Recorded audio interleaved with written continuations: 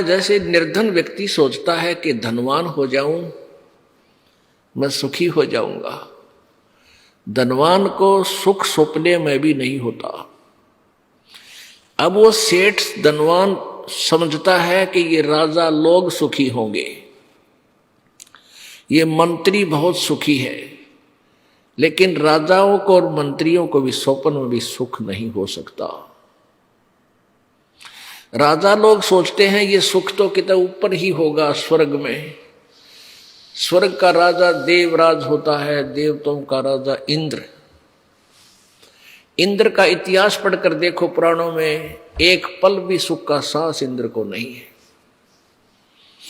और इंद्र की पदवी समाप्त होने के बाद वो सीधा गधे की योनि में जाता है। इंद्र सोचता है कि ब्रह्मा विष्णु महेश सुखी हैं, ये यहाँ के मंत्री हैं। और ब्रह्मा विष्णु महेश का इतिहास पढ़ लो, जो सपने में भी सुख उनको हो।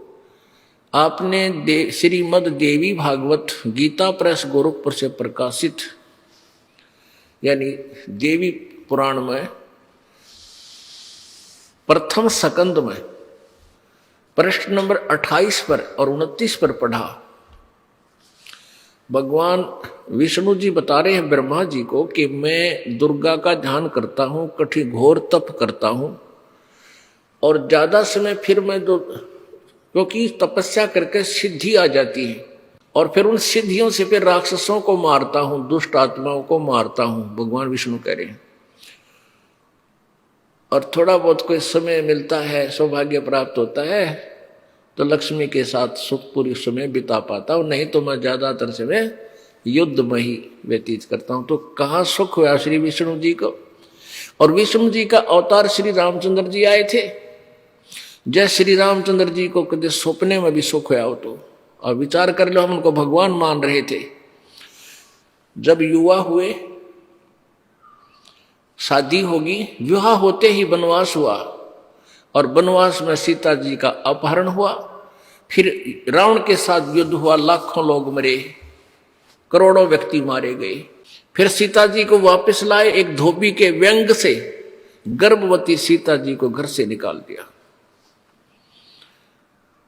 वो बेचारी कहीं कहीं भटकती हुई और वाल्मीकि महर्षि जी के आश्रम में जाके उस माई ने शरण पाई।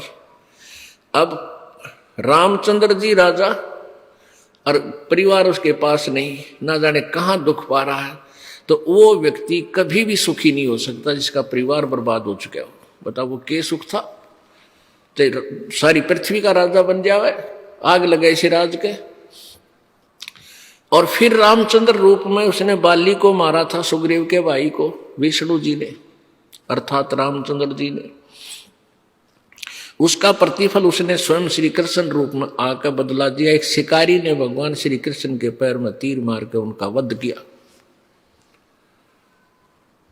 और श्री कृष्ण जी का जीवन, पूरे जीवन का इतिहास देख लो, सारा जीवन दुख में, जन्म जेल में, माँ बाप जेल में, मामा शत्रु बन गया, मारने के लिए पीछे पीछे दौड़ रहा है, कभी केसी मारने जा रहा है, कभी पुतना जा रही है, कभी कोई भाग रहा है, कोई कुछ कर रहा है, कभी चाणोर उसके पीछे लगा है, कभी जरासंध और कभी काल्यवन। उनके सताए हुए भगवान श्री कृष्ण जी और द्वारका बनाई, अलग से समुद्र में एक टापू ढूंढ गए। वहां जाकर कुछ दिन वो राहत मिली। उसके बाद दुर्वासा के श्राप से पूरे यादव कुल का विनाश हो गया। और श्री कृष्ण जी के भी कई हजार पुत्र थे, पौत्र थे, परपोते थे, वो सभी मारे गए। और श्री कृष्ण जी भी अंत में तीर से मारे गए। तो कैसे सुख हुआ।